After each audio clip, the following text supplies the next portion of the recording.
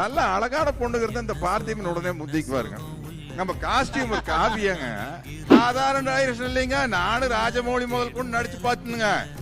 இவர்கிட்ட நடிக்கிறது ரொம்ப சிரமங்க. நம்மளுக்கு யாரு மியூசிக் யாருங்க? ஜிவி பிரகாசுகோ கோப்பாக்கு இப்ப வச்சுட்டு கொஞ்சம் எங்க வரும்னு வந்திருக்கிறதுங்க.